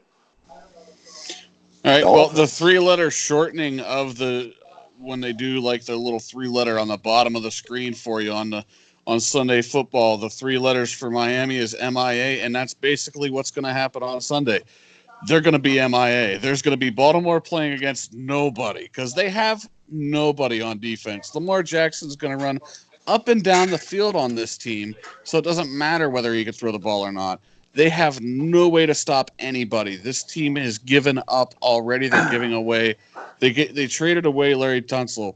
And from everything I'm hearing he was one of the most popular guys in that locker room, and he was pretty much the linchpin of that offensive line. They're giving up on the season. He always brought in his gas mask to share with everybody. They're giving up on the season. They're in the tank for Tua scenario. So Baltimore wins easily by a lot. Tank for Easily mode officially. by a lot, he says. All right, well, let's see here. Okay, so you went with the Ravens. Andy, what do you got? I hate to take a division rival, but I have the Baltimore Ravens winning this game. I hate to bet against Fitzmagic, but Lamar Jackson has too much betting against him, or too much betting for him right now with his tight ends. He has like 3 tight ends, and it's going to happen in Miami. Lamar Jackson has it. All right. Lamar Jackson, we are 2-2 on that one. Let me go back to my page here. Chiefs at the Jaguars. I want to pick the Jaguars in this one just because they're the home team, but I just can't do it. I can't go against Patrick Mahomes. So Chiefs win it. Jace, what we got? Jags win, and Patrick Mahomes begins what is going to begin. The headlines for the Chiefs are going to be, is he in the middle of his sophomore slump and blah, blah, blah, and then he'll come out halfway through the year and light everybody on fire again. But he's going to come out and he's going to struggle against a pretty solid defense down in Florida. Jags win. Oh, wow. Okay. Kevin. Well, I think this week in Jacksonville, the only one backing up the Brinks truck is going to be Patty Mahomes, because he's going to be working towards a record-breaking contract in the offseason by lighting this defense on fire. And even if he can't light this defense on fire, their offense has nothing for the Kansas City defense. So as long as he can get at least a field goal, they'll win. So wait, who'd you pick? The Chiefs? Chiefs. All right. And then Andy. I have the Chiefs winning this game, actually. The Jags, they're unproven to me right now. I mean, their defense is stellar, but I mean, Nick Foles is we haven't seen a lot of them. So I mean, I have to take the reigning NFL MVP over a nobody right now. Well, that's fine, but you all support beating children, so. Oh my God. Only when they deserve it. Oh my God. Titans and the Browns. I think that I don't really fully buy into this Browns hype, but I also feel like the Titans are garbage, so Browns will win this one. You better just get the coal rolling on that Browns hype train, baby, because it's going all the way. Browns win, like you said. We begin to figure out what week Ryan Tannehill will take over, and they begin that experiment. Yep. What do you got, Kevin?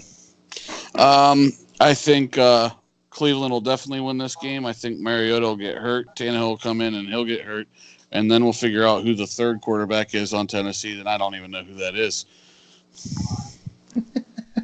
Jake Locker right. there somewhere. All right, Andy. Okay, this is a Kevin Robinson 500 team in the Tennessee Titans, and I believe that Vince Young will probably make an appearance somewhere. But this is definitely a Browns win. This is 100% a Browns win. Oh, yeah, 4-12 on the Titans. Fuck it. Yeah. Absolutely. Browns win. All right, it's unanimous on that one as well. Browns are going to win that one. Starting into our 4:00 games, we got the Colts and the Chargers. I want to go with Jacoby. I think that he's going to do well this year. I think the Colts are going to be underrated because of Luck retiring. But I have to go with the Chargers as the home team, even though their games really aren't home games because no one shows up. But I still got faith in Rivers. Sucks not having Melvin Gordon, but I think Eckler will, pick up the pace a little bit for them. But I still believe the Chargers defense is too good to say no to. So I'm going to go with the Chargers in this one. Jace? Chargers for me. Like you said, I think Brissett's going to have a good year, but I think it's going to take him time to get going. Absolutely. I think Rivers in front of, they only fill like 10% of the stadium usually with Chargers fan, and that's just his kids wearing his jersey. So he'll come out and play great in front of his entire, 3,200 people family. Chargers win big. All right. Kevin, what do you got? I'm also going to take the Chargers. I think Indianapolis just had a spare $30 million laying around, so they figure, why not? We're going to name him the number one player, so we'll just go ahead and pay him like he is one, even though he isn't. So Chargers win easily. All right, Chargers it is. And Andy, what's your last pick here? I wish I could root for Jacoby Brissett, which I do root for Jacoby Brissett, but this is definitely a Chargers win. I mean, he's definitely going to have some time to pick up and learn the offense and get in there like Andrew Luck was. So, I mean, it's definitely a Phillip Rivers win, 100%. Been there for 3 years. You better know the offense by now. Yeah, I right? mean, not to the tack that Andrew Luck did. Okay, yeah, I'll give you that. Well, there's the thing, and they'll find out really quick. He's not Andrew Luck. I was going right. to say, there's a thing. He's not a starting quarterback, so. All right, next game, however, 4 o'clock. Cincinnati Bengals at the Seahawks. Bengals are going to be horrible. Seahawks win this. That's all I really have to say about that. It's going to be so fun watching the Cincinnati Bengals be the new Cleveland Browns.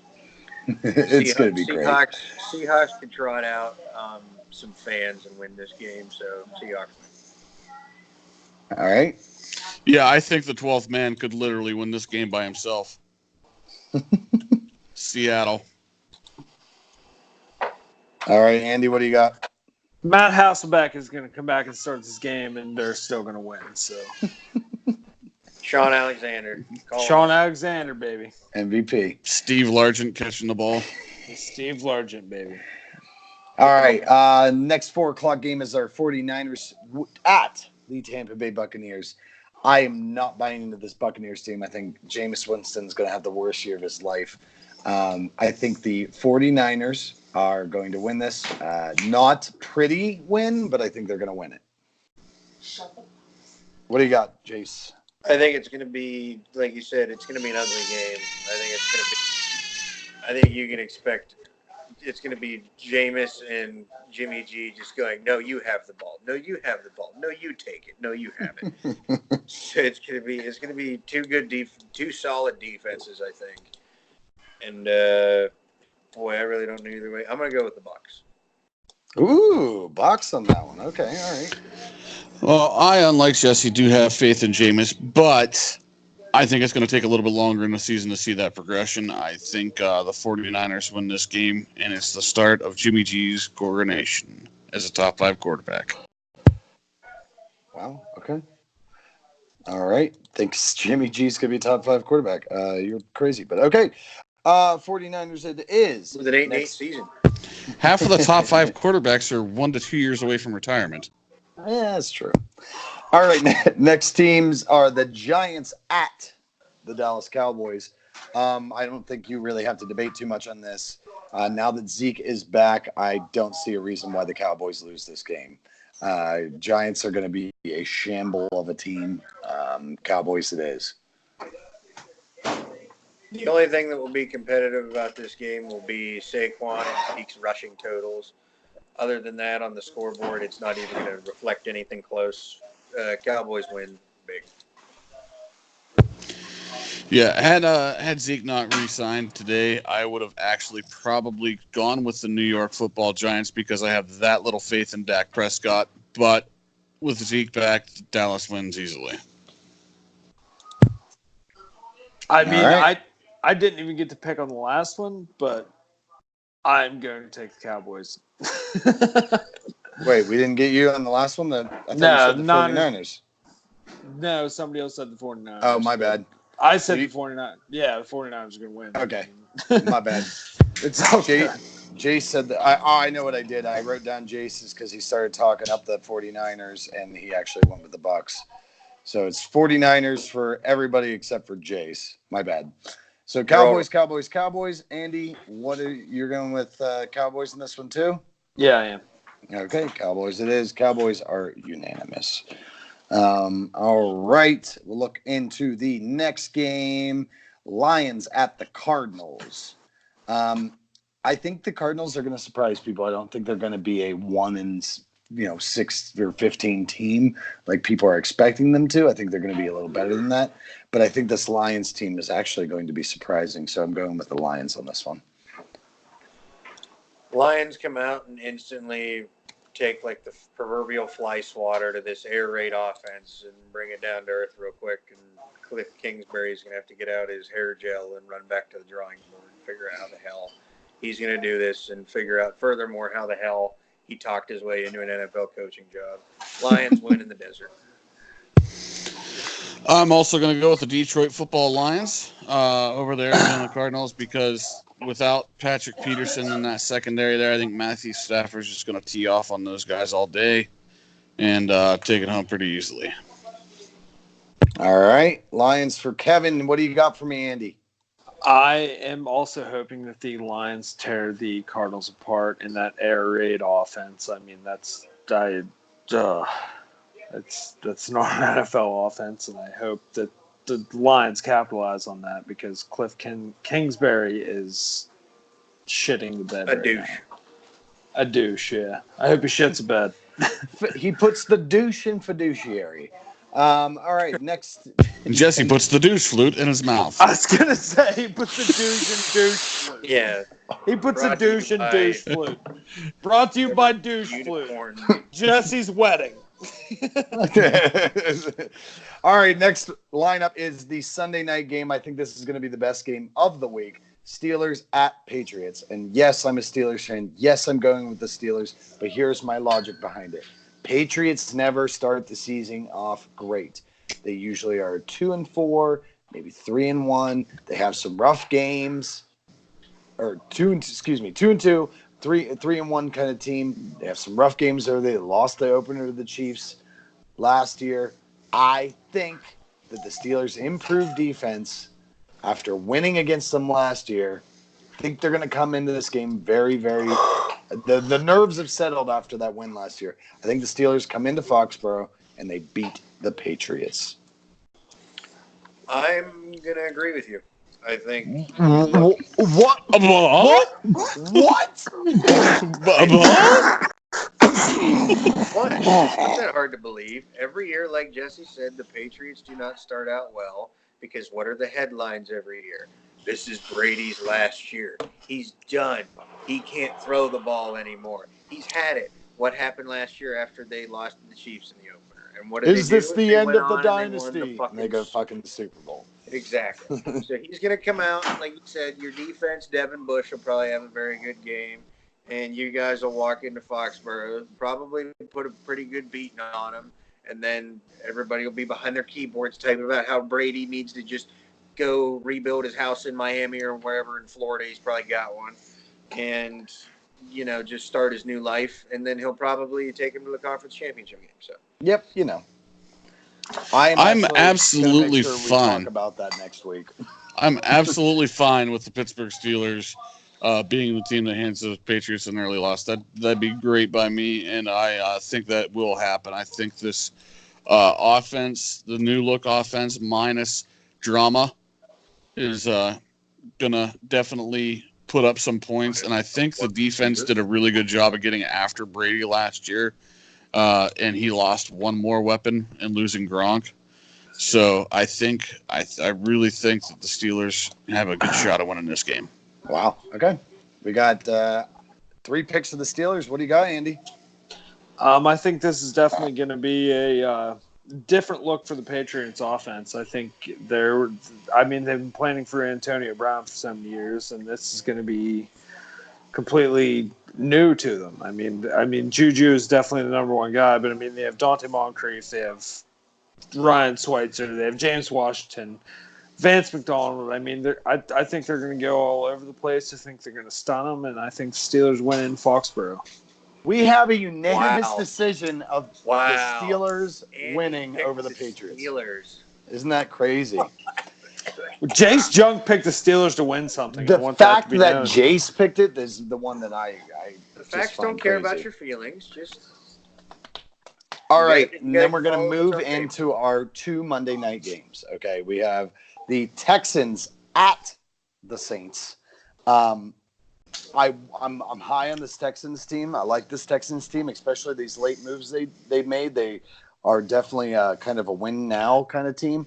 but they don't beat the Saints. I'm sorry. I think the Saints are really the team to beat in the NFC. So I think you really should stop picking your nose. I got on a hair fucking in there. broadcast. I got a hair in there, and it's like bugging me, and I'm just rubbing it on the You have side. several. You have the world's biggest nose. It's practically 3D. No, I think the You Saints have win this one, the- and I think the force Drew in there. Brees puts up some big old numbers. Michael Thomas has 2 touchdowns. Jace. I agree. I think with Bill O'Brien being a really, really shitty GM since the Texans couldn't hire one in the offseason hurts him. I think, like you said, I think the Saints are going to be the 1 or 2 seed again. I think they come out pissed off after how they lost in the conference game last year. Should have been in that Super Bowl. Yeah. I think Texans are a good team, but I think they make it look pedestrian Monday night. That's right. Kevin. I actually think this is going to be a very good game. I think it's going to be a very high-scoring game. I think this is going to look a lot like Deshaun Watson's first year when he went to New England, and it was just a back-and-forth affair. And there's some sort of animal Royal Rumble going on at Andy's right now. There is, actually. I just But I watched think it's going to be in the 40s for both teams. I think New Orleans does come out on top, though. All right, Saints again. Andy, what you got? I'm actually going to go with Jace on this. I think the Texans are going to look pedestrian. I think Latavius Murray rushes for 100 yards, and I think the Saints come up with the easy win.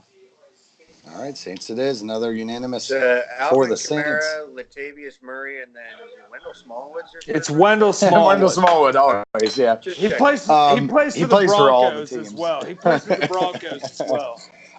So the last game of the week is your lovely Raiders at home versus the Broncos. So Broncos at Raiders. I think that this is going to be an ugly game, personally. I think there's a lot of things that both these teams have to iron out. I think the Raiders come out on top. AB still has a great game, even with his frostbitten feet. And he may not wear a helmet. We don't even know. At this point, he may not just wear one. He just signed a helmet contract. He's all good. We're good to go. So I think the Raiders win this. I don't think it's handily. I think it's going to come down to the end. I think it's going to be a little bit of an ugly game, but I think the Raiders are going to take this one home for you.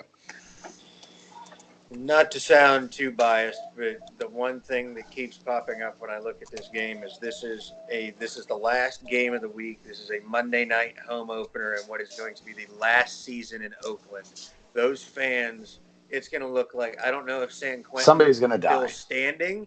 I don't know if it's still a prison, but it's going to look like they let out all the cell blocks and stuck people in the stands because you're not going to be able to find a seat, and it is going to be louder than hell. Flacco is going to have a hell of a time trying to even talk to anybody, let alone his coaches on the sidelines here, let alone yell audibles out. I think the Broncos have a hell of a night just for that new offense. I don't think the Raiders blow them out, but I think it's going to be a convincing win. I don't think there's going to be one Broncos jersey in the grandstands for that game, and They I would get think shanked. there might be a Broncos fan there, but I think they go ahead and put on an Oakland T-shirt just so they can survive the night. Yeah. But Yeah. I think this is the start of what's going to be a very good season for the Oakland Raiders. I think Jesse's right. It's going to be an ugly game because I think Oakland's going to absolutely dominate the Denver Broncos. Joe Flacco is just a guy standing there to hand off a football and try to throw a deep pass every once in a while. He's not going to work out. And I just don't think that even with Von Miller and the pieces they have on defense, this defense is going to stop the Oakland Raiders. Side note, they may lose. I think the Broncos will lose, but I think you're going to see a resurgence in Emmanuel Sanders. Gandy, what's your pick? Okay, I'm thinking this. I hate to say this, but I think this is going to be a Raiders victory. This is, I mean, they're going up against tough defense with Von Miller and whatnot.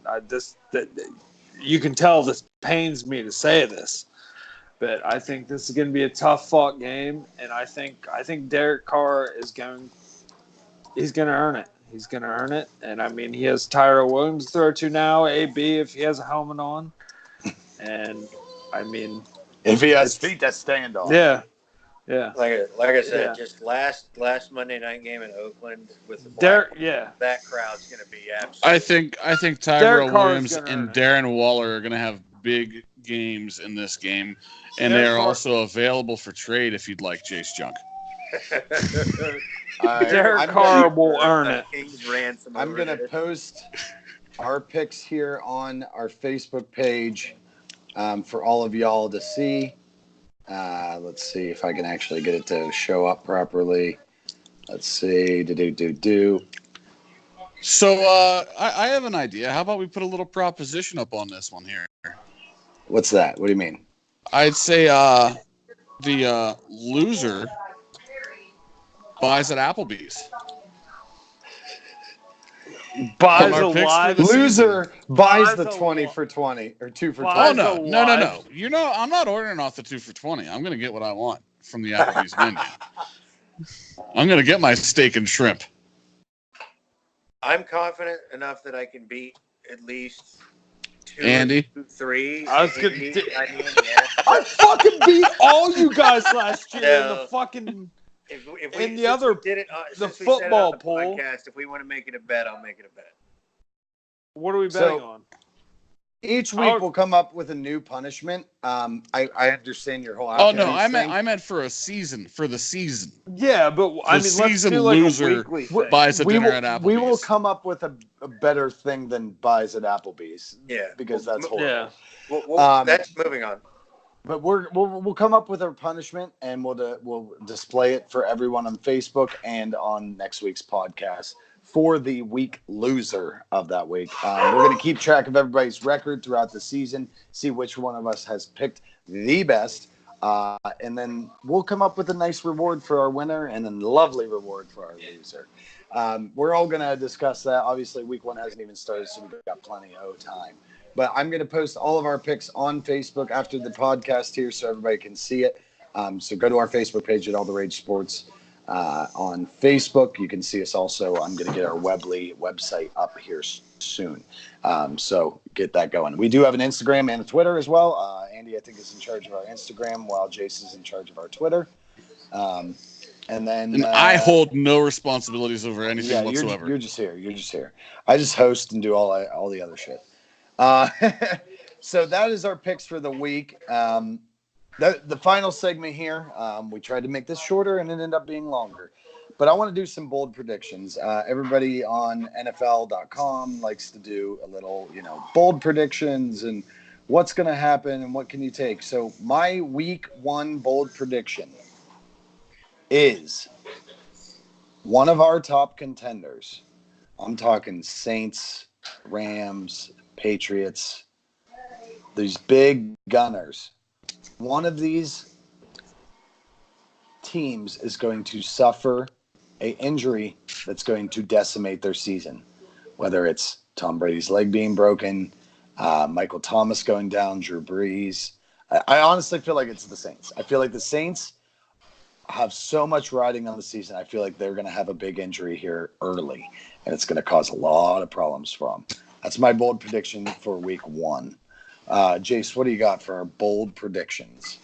Week 1, I really don't have a huge, prediction. I really don't think anything too crazy is going to happen other than the couple upsets I've picked. But I'm going to do mine. I'm just going to go ahead and do mine for the season because I came up with a couple pretty bold ones. First, Lamar Jackson's going to lead the league in rushing. Interesting. Secondly,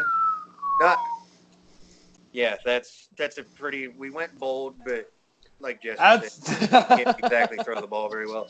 The Browns will represent the AFC in the Super Bowl, and Josh Gordon will have over 1,000 receiving yards and be a top 5 receiver again. So you got Lamar Jackson leads the league in rushing. Browns go to Super Bowl. And then what was your last one? Josh Gordon had 1,000 yards. Josh Gordon goes over 1,000 yards and plays more than 10 games. 1,000 yards.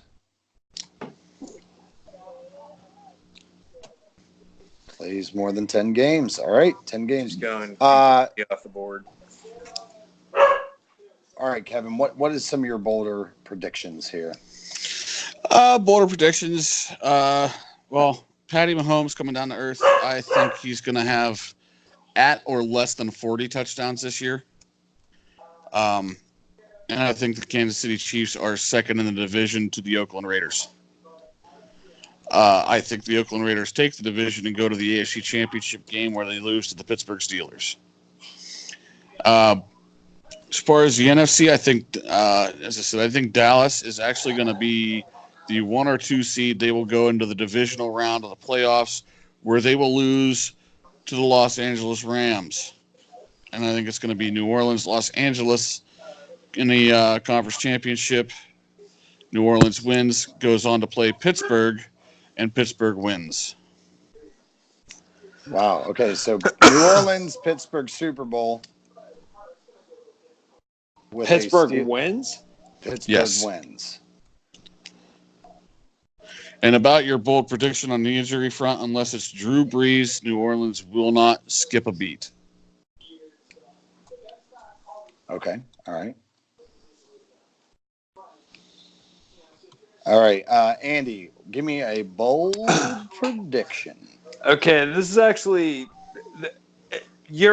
everybody in our group chat. This is not a bold prediction because I did a lot of research on it, but I think Miles Sanders leads the Eagles to the NFC Championship game because of a Jordan Howard injury. Somebody said that on NFL Network, and I started thinking about it. I'm like, nah, there's no way. Miles Sanders is buried in that backfield with was it Wendell Smallwood and Jordan Howard. But I mean, now that I think about it, Jordan Howard's due for an injury. I mean, he's had some little injuries across his time, but I think Jordan Howard gets injured. And I think that Miles Sanders rushes that team to an NFC Championship game. And I think Josh Allen. Well, see, I think Jordan Howard, though, I think he has good cells. I don't think he has bad cells. So But I'm saying he gets injured. And Kevin is the cellular. This is a freaking bold prediction. I'm saying Miles Sanders leads his Eagles to the NFC Championship game, and I'm saying Josh Allen from your own Buffalo Bills makes a Pro Bowl, baby. Ooh, Josh Allen to Pro Bowl. That's a good one. I don't know how you make the Pro Bowl when your team's 2-14. It happens. Because of the running back room, you dickhead. So, all right. So we're going to see. So my prediction, I'll go back to my star player thing. We're going to see a star offensive player that is like MVP caliber type of player get injured early. I'm talking within the first 3 weeks. I think it's going to happen, honestly, week 1. I really do. And I'm if honestly, Alvin Kamara gets hurt, I'm going to murder you. I'm pointing at the Saints. I think it's going to happen on the Saints, and I don't know why, but I think it's going to happen on the Saints.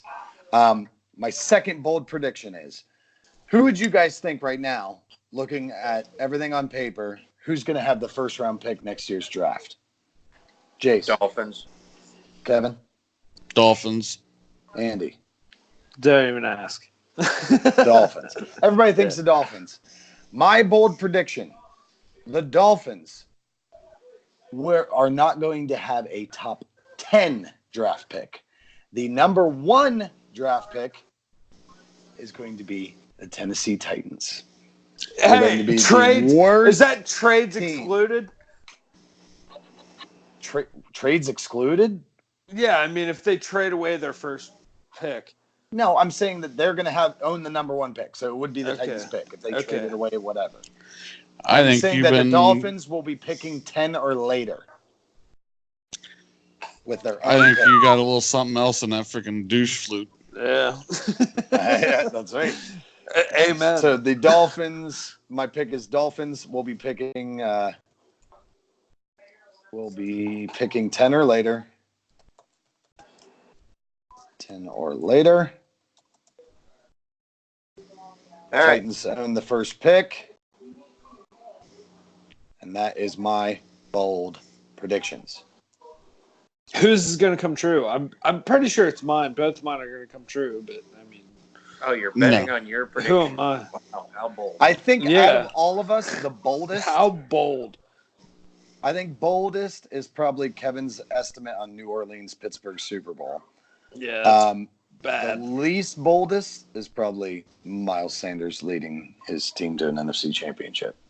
How is that mildest? I think it is. I think that seems logical, actually. With Jordan, Jordan Howard injury, yeah, it does.